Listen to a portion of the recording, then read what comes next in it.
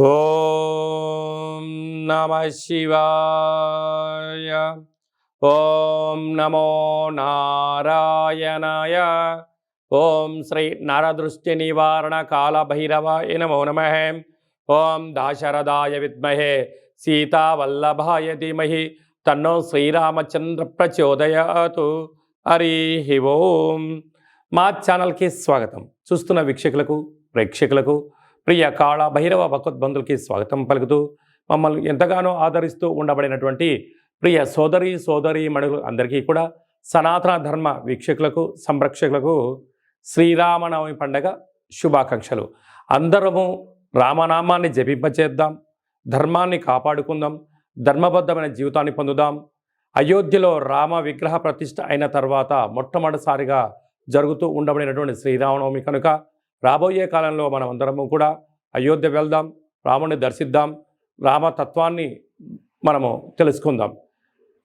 16వ తారీఖు 4వ నెల 2024 నుండి 30/4/2024 వరకు పుట్టినటువంటి వారందరికీ కూడా ముందస్తుగా జన్మదిన శుభాకాంక్షలు. గతంలో వివాహం చేసుకున్న వారికి వివాహ వార్షికోత్సవ శుభాకాంక్షలు. ద్వాదశ రాశుల్లో గ్రహ గమనాలు ఒకసారి వీక్షింపచేద్దాం. మేషరాశిలో రవి మరియు గురు సంచార స్థితి, కన్యరాశిలో కేతు సంచార స్థితి, కుంభరాశిలో కుజుడు మరియు శని సంచార స్థితి, మీనరాశిలో బుధుడు శుక్రుడు మరియు రాహు సంచార స్థితితో ద్వాదశ రాశుల్లో గ్రహ గమనాలు ఈ విధంగా ఉన్నాయి. వృషభ రాశి వారికి చైత్రమాస పూర్ణిమ సందర్భంగా ఎలాంటి విధి విధానాలు పాటించాలో ఈ వీడియోలో సవివరంగా సంపూర్ణంగా తెలుసుకుందాం. వృషభ రాశిలో ఏ నక్షత్రాలు వస్తాయనగా కృతికా నక్షత్రంలోని 2, 3, 4 పాదాలు, రోహిణి నక్షత్రంలోని 4 పాదాలు, వృషభ నక్షత్రంలోని 1, 2 పాదములు కలిపితే వృషభ రాశి. చాలామందికి పుట్టినటువంటి కాల సమయంలో డేటా ఆఫ్ బర్త్లో లేనటువంటి కారణం వలన పేరు యొక్క మొదటి అక్షరాన్ని అనుసరిస్తూ రాశిని తెలుసుకునే ప్రయత్నం చేద్దాం. ఈ, ఉ, ఏ, ఓ, వా, వి, ఉ, వే, ఓ అక్షరాల వారందరూ కూడా వృషభ రాశి జాతకులే. వృషభ రాశి యొక్క అధిపతి శుక్రుడు. వీరికి 5వ స్థానంలో కేతు, రాజ్యస్థానంలో కుజుడు మరి శని సంచార స్థితి, లాభస్థానంలో బుధుడు శుక్రుడు రాహు సంచార స్థితి, వ్యయంలో రవి గురు సంచార స్థితి ఉండడం వలన వృత్తులలో ఉద్యోగాల్లో వ్యాపారాల్లో మంచి అవకాశాలు కనపడుతున్నాయి. కాకపోతే అది విజయమా అపజయమా అనేటువంటిది మీరు వ్యక్తిగతంగా ఆలోచించే పరిస్థితి ఉండగలగాలి.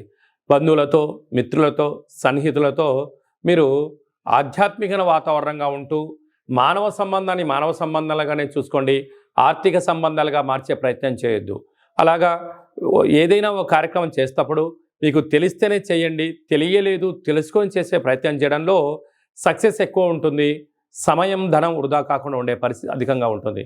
కనుక ఈ చైత్రమాస పూర్ణిమ రోజున వృషభ రాశి వారు తెల్ల జిల్లేడు వృక్షం దగ్గర ఆవు నేతితో దీపం పెట్టడం వలన మనశ్శాంతి కలుగుతుందని చెప్పి గమనించాలి.